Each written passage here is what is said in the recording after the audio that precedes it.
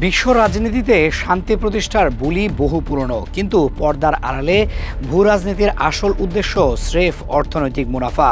তা সাম্প্রতিক ঘটনাবলিতে আরও স্পষ্ট হয়ে উঠেছে। বিশেষ করে ইরানের বিরুদ্ধে যুক্তরাষ্ট্রের বর্তমান সামরিক অবস্থান এবং রিপাবলিকান সিনেটর লিন্ডসে গ্রাহামের বক্তব্য বিশ্লেষণ করলে স্পষ্ট বোঝা যায় এই যুদ্ধ খেলায় আদর্শিক লড়াই স্রেফ ভাওতাবাজি।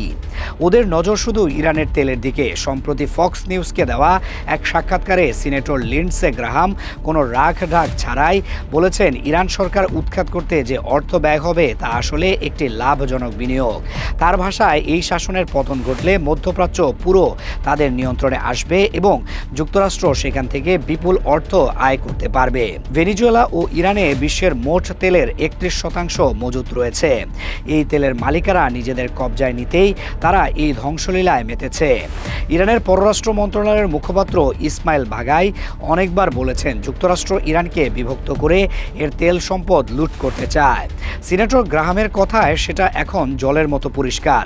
গ্রাহাম হুঁশিয়ারি দিয়ে বলেছেন, আগামী কয়েক সপ্তাহে ইরান ও ইসরায়েলের হামলা কয়েক গুণ বাড়িয়ে ইরানের বর্তমান শাসন ব্যবস্থাকে পুরোপুরি ধ্বংস করা হবে, সাথে তাদের পারমাণবিক অস্ত্রের কারখানা ধ্বংস করা হবে। যদিও ইরান সংকটের ফলে বিশ্ব অর্থনীতিতে এর মধ্যে কম্পন শুরু হয়েছে। জ্বালানি তেলের দাম প্রতি ব্যারেল $100 ছাড়িয়ে গেছে। এর নেতিবাচক প্রভাব পড়ছে উন্নয়নশীল দেশগুলোর ওপর। অন্যদিকে ইরানও বসে নেই।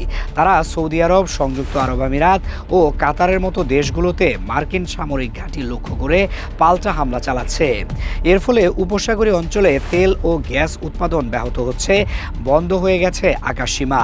এটাও যুদ্ধে কাজে লাগাতে চাইছে মার্কিন প্রশাসন। আমেরিকা চাইছে উপসাগরীয় দেশগুলো এই লড়াইয়ে সরাসরি অংশ নিক, তাহলে তাদের জেতা সহজ হবে। লিবিয়া ও সিরিয়ার দখল তো আগেই নিয়েছে। ইরানের পর এখন তাদের পরবর্তী লক্ষ্য কিউবা। প্রেসিডেন্ট ট্রাম্প এবং পররাষ্ট্রমন্ত্রী মার্কো রুবিও কিউবার সরকার পরিবর্তনের বিষয়ে তাদের ইচ্ছার কথা কখনো গোপন করেননি। মার্কিন প্রশাসনের বিভিন্ন দেশে অন্যায়ভাবে দমনপীড়নের মাধ্যমে দখলবাজি দেখে স্পষ্ট বোঝা যাচ্ছে তাদের কাছে মানুষের প্রাণের চেয়ে ব্যারেল প্রতি তেলের দাম এবং পকেট ভর্তি ডলার অনেক বেশি গুরুত্বপূর্ণ। যুদ্ধের এই বাণিজ্যিকীকরণ কেবল ইরানের জন্য নয়, বিশ্ব শান্তির জন্য বড় হুমকি।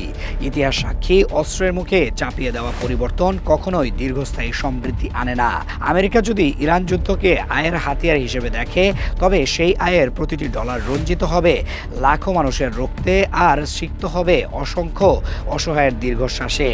তথাকথিত বিশ্বমোড়লদের এই সীমাহীন লোভ আজ তাদের ভদ্রতার মুখোশ টেনে ছিঁড়ে ফেলেছে। শান্তির দোহাই দিয়ে অন্যের সম্পদ দখলের এই নোংরা মানসিকতা বিশ্ববাসীর সামনে তাদের আসল ও কুৎসিত চেহারাটাই উন্মোচিত করে দিচ্ছে।